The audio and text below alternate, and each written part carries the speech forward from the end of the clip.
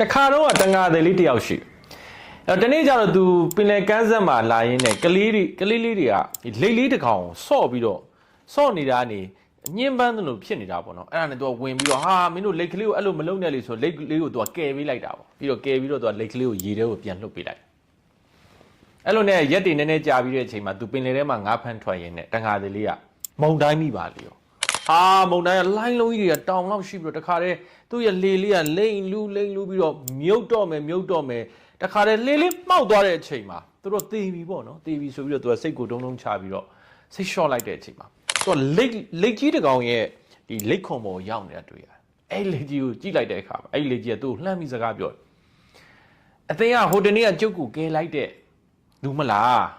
းသူကလိတ်ကလေးကိုချက်ချင်းသတိရဟိုတနေ့ကလိတ်ကလေးလားဟုတ်တယ်ကျုပ်ကတန်မှန်လိတ်မဟုတ်ဘူးကျုပ်ကနဂါမင်းရဲ့သားတော်ဖြစ်တယ်အဲ့ဒီနေ့ကကျုပ်ကလိတ်အောင်ဖန်ဆင်းပြီးတော့မှလူပြေမှာဥပုပ်လာဆောင်အဲ့တော့ဥပုပ်ဆောင်နေတော့ဆိုတော့ကလေးတွေသူ့ကိုနှိပ်စက်တဲ့ဟာကိုလေသူကပြန်လုပ်လို့မရဘူးပေါ့လေဥပုပ်ဆောင်နေတဲ့ဖြစ်တဲ့အတွက်အဲ့ဒီအချိန်မှာတင်ကကူညီပေးလိုက်တဲ့အတွက်ယေရှုတင်တယ်တင်ကိုကျုပ်တို့ရဲ့နဂါနန်းတော်ကိုခေါ်သွားမယ်ဆိုပြီးဒီလိတ်ကြီးကတခါတည်းရေအောက်ကိုငုပ်ရှိုးသွား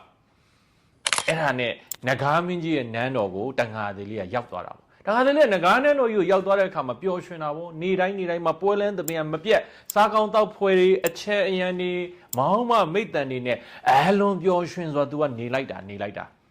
ာသူစိတ်ထဲမှာ50လောက်ကြာလာတယ်လို့ထင်တဲ့အချိန်မှာသူကသူ့ရဲ့မိသားစုကိုပြန်သတိရလာကျွန်တော်မိဘတွေကိုသတိရတယ်လူပြိုပြန်ကျင်လိုက်တာပြန်ကျင်တယ်လို့ပြောတဲ့အခါမှာငကားမင်းရဲ့သားတော်လေးကတော့စိတ်မကောင်းဘူးပေါ့သူ့ကိုငကားမင်းရဲ့သားတော်က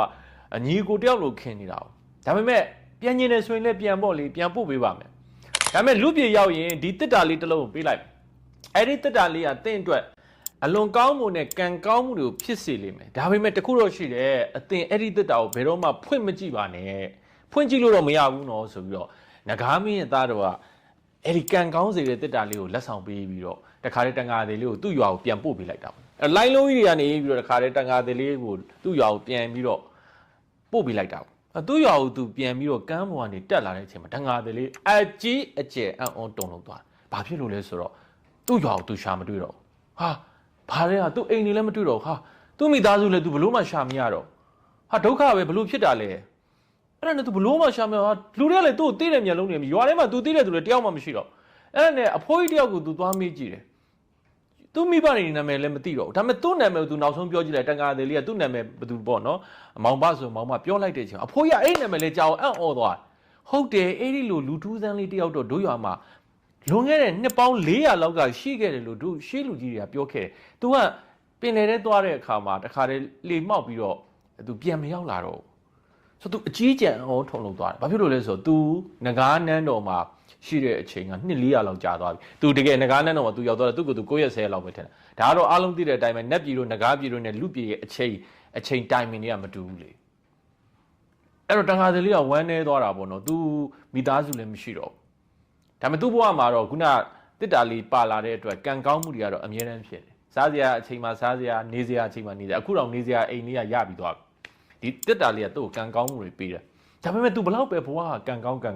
तू လှုပ်ဝက်ချက်ကိုသိကျင်တယ်။ तू မိသားစုနဲ့ तू ပြန်တွေ့ကျင်တော့ तू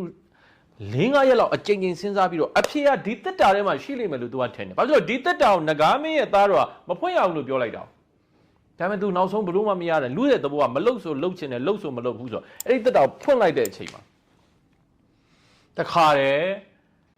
လောကကြီးကချက်ချင်းပြောင်းလဲသွားပြီးတော့မှ तू ကလည်းအိုမင်းရင့်ရော်ပြီးတော့ချက်ချင်းအသက်90 100လောက်ပုံဖြစ်သွားတာပေါ့ तू ကအဖိုးကြီးချက်ချင်းဖြစ်သွားပြီးတော့တခါတည်းယောဂပိုးတွေလည်းဖိစီးတဲ့သူတယောက်နာမကျန်းတဲ့အဖိုးကြီးတယောက်ဖြစ်သွားတယ်